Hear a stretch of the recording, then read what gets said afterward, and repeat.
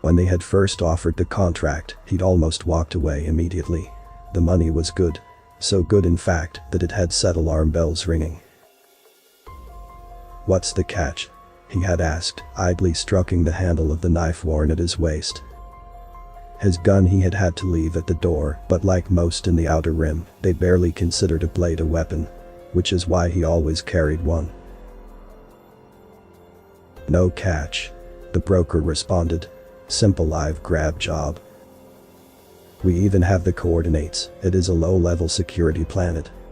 And target is a criminal, so the local law shouldn't get in the way." He had sent his thoughts out then, a questing cloud of consciousness that descended on the broker's mind. It was convoluted, a rapidly fluttering mess of images and emotions that were common to his insectoid species. There was no sign of falsehood though. But deep down, buried beneath his professionalism, was a kernel of confusion that was familiar. "Then why exactly are they offering this much?" the bounty hunter asked finally, reining his thoughts back in like a shepherd recalling his herd. "It's not a fortune, but you and I both know it's well above the average rate." The broker sighed in a chittering of mandibles, twitching antennae that drooped slightly. "The target is a human." There was a long moment of silence, punctuated only by the shuffling feet of the guard at the door. The hunter stared at the broker's segmented eyes. But while his mind was open to him, his features were a complete stonewall. "And the mammalian bipeds? Have they developed venomous fangs? Some new weapon? Their own form of telepathy?" The mention of the latter caused the broker to flinch slightly, as if remembering for the first time that the individual before him was an animo and so had access to that himself. The bounty hunter cursed internally and leaned forward, picking up the data slate. "So, just a regular human criminal. Capture him and bring him to the buyer. That's it." "That's it," the broker agreed, resting his pincers on the table in front of him. More relaxed now, he could sense the deal was nearly done. And for a very tidy sum. The bounty hunter stood to his full spindly height, his spine-crested head almost brushing the ceiling of the office. "Then consider it done." It hadn't taken long to track down the human. The part of the world it hit on was a sprawling metropolis, its skies heavy and dark with the belching fumes from its myriad of factories. It was a mess of a place, with alleys and walkways crisscrossing across the city to no real plan or design. The hardest part was actually finding the creature in that sprawl, and he had essentially got lucky by staking out the cheapest bars around. The actual capture of the human, however, was easy. The gas took effect quicker than it did for most sentient species, and as the target crumpled to the floor, he had idly wondered if it had been used on their kind before. He hoped it wouldn't cause too many adverse effects. That tended to lower the price. It was stowed now on the ship, manacled to a back wall by all four of its limbs. He had had to dig out the smallest constraints in his possession, and even those seemed worryingly loose. He had contemplated finding some additional measure of securing the cargo, but looking at it, pale and small on the metal floor, he had not bothered. The gun it carried was an old make he couldn't identify, and he'd thrown it into the first trash chute he found. What had surprised him was the human carried a blade as well, a long thin one with a well-worn handle. It now sat on his dashboard, occasionally catching his attention as he checked the ship's systems. It was a dull flight to the warp gate, so he picked up the knife again. He started studying it more closely with his four black eyes. It was serviceable if unadorned. Unlike most of what he had found on the human, it had clearly been cared for. He balanced it on his long fingers, admiring the balance. It was too small for him to wield properly, but it may have potential use as a throwing weapon. He flicked it up in the air swiftly, gripping it delicately by the tip before launching it expertly across the cockpit to embed in a wooden board he had hung up. Its surface was already pitted and scarred. His colleagues, even those who were animo, thought his enjoyment of such pursuits archaic and unbecoming. He stood to retrieve the weapon when he suddenly felt something, a flutter like the displaced air from an avian wing. Only this vibration wasn't felt on the physical plane, but through the ether that hung all around, invisible from most eyes. The human was awake. He moved to the doorway and glanced down the corridor to where he could see the human hanging suspended on the wall. It was a small ship, so he had gagged a target rather than listen to it babble in its crude grunting language. But he could see it was clearly growling something nonetheless. He stared at it, the first one he had actually seen in person, and found himself disappointed with. Given the amount of bounty offered, he had hoped there was something about the creature missed in his first glance. But as it hung there, struggling consistently against the restraints, it was revealed to be just a thin life form encased in soft skin that offered little protection from the hazards of the rim. As an animo, the hunter was aware more than most that looks can be deceiving, however, and so he sent forth his wave of thought towards the human to probe at its mind. He expected something primitive, but what his consciousness encountered surprised even him, an almost nothingness, a blank pulsation that began to give him a headache after a few moments. He recalled his mind, nonplussed at such a bizarre sensation, and after a second's more hesitation, turned back to slide into his seat in the cockpit.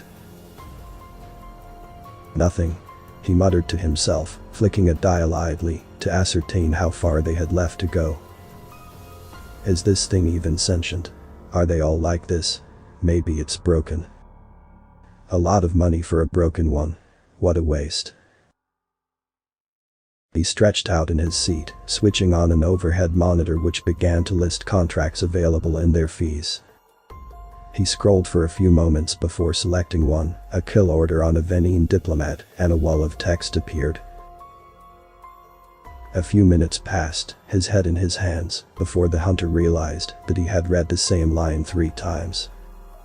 He shook his head, his spines rattling quietly. There was something bothering him about the human, and after a moment, he dispersed his consciousness once more to swarm around its exotic, seemingly guarded brain and draw what secrets it could. He was hit by the same as before, that throbbing wall that was enveloping, pushing towards him like an eager beast. He was about to pull back once more when he finally placed what it was. Not nothingness but an emotion, a feeling, a sentiment. It was anger. The human was projecting nothing but an all-encompassing fury, a white hatred that obliterated all thought behind it, or at least all that the animo could reach. It was startling, something he hadn't experienced in many years, such a raw outpouring. After a moment he realized that something about it was familiar, something long buried from when he was no more than a youngling. He and his friends, in an effort to stave off the crushing boredom that came from living on their backwater planet, had found a wild breg in a cave. It was malnourished, but still bared sharp fangs. The spines on its back rose in challenge as they approached. They stared at it for a long time as it screeched a warning at them, but made no move to attack. Eventually one of his friends had bent down and picked up a rock, flinging it at the breg, which caught it near one eye in a smattering of black blood. Almost as one, unconsciously, the 4 of them all gathered their own rocks and threw them at the beast, laughing in that slightly hysterical way of children knowing they are doing something wrong. The stones battered the breg's body. It was sent crashing to the ground as one well-aimed projectile struck and shattered a leg. It still screamed at them while it writhed, and before he could think twice, the hunter had sent his consciousness over to the beast to envelop its thoughts. What he had found caused him to turn and leave his friends behind, ignoring their shouts and insults, running back through the forest so fast that branches whipped at his face, leaving painful welts. He ran blind, his young mind still consumed with that raw wall of bestial anger that had besieged him. It was the fury the breg had felt as they stoned it to death. No better than animals then, he muttered to himself, shifting in his seat. Or smart enough to try and hide its thoughts from me. It was possible to resist an animo's invasive mind, some species having greater luck than others. Diplomats and spies going onto an anima world were trained in it, in whatever method their species preferred. Most simply held one thing in their thoughts, focusing on it while allowing subconscious thoughts to flow hidden behind. Others, like the broker's race, preferred to project a confusing cacophony of thoughts, images and sounds. This was commonly referred to as defending or attacking a mental probe. Others though, especially those with little training, were told to try and focus on an emotion, stoke and inflame it to such levels that it obliterated any thoughts the animo tried to reveal. As he pondered on the relative newness of the humans to their shared galactic space, however, he thought it unlikely that they would know this or even know of the animo's peculiar advancement. So was it simply blasting anger and hate, consumed in a maelstrom of furious passion at being imprisoned? 20,000 for transporting a mere beast. The bounty hunter chuckled, but it paled out quickly, and silence returned to the ship, save for the muffled sounds of the humans still struggling at its bonds. They were not far from the gate at this point, and he answered the hail from the station situated near it, confirming his license and destination. While his fingers flicked over the controls, his body unconsciously sending the data as it had done hundreds of times before, he was uncomfortably aware for the first time that the human was just a short corridor behind him. He could almost feel its eyes searing into the back of his spines, those bloodshot pale orbs now seeming sinister, rather than laughable, knowing what lay behind them. He shrugged his shoulders reflexively, his spines rattling on his head. He growled in annoyance at allowing some backwater brute get his hackles up, but couldn't bring himself to turn around and look down that passageway to where he knew it was staring up at him. He wondered if they possessed some form of mental ability of their own, one that was causing his back to prickle and a warm, damp sweat to trickle within his heavy suit. He finished the necessary protocols for the gate station and sat there, staring at the various instruments and dials, but not seeing them. He glanced at the weapon he had taken, still rooted in the wooden panel, which now seemed like such an infantile archaism that he stood quickly, striding to wrench it free. He threw the small weapon to the side with a loud rattle as it skidded across the floor. He reached a hand up to his face, rubbing the rough scales across his chin, and forcing a professional calm as best he could. He turned to sit back down before pausing and moving towards the doorway.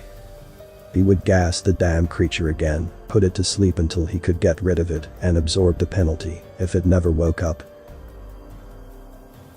He stepped into the corridor, lit by the same stark lights that emanated throughout his ship, but paused when he properly saw the human again. It was staring at him as he had expected, but something was different, a glimmer of more behind those tiny orbs.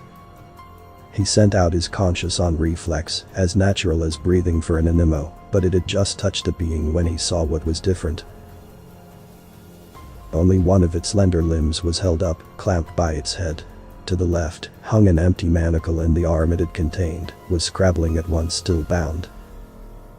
The escaped limb was raw, covered in a vivid pulsing red, and the restraint it had escaped held scraps of flesh and skin that sent a wave of revulsion through his body. The wounded arm did not seem to slow this creature, and it tore into its own appendage until eventually it managed to slide that brutalized limb free as well.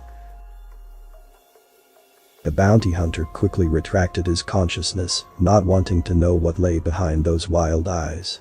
But now he stood frozen with spines flat to his scalp. He was half crouched, arm outstretched for the gas canister, but making no further move towards it. He knew he was projecting the same thing he had sensed from the human, a wall of raw, incapacitating emotion. Only what he was feeling was not anger. It was fear.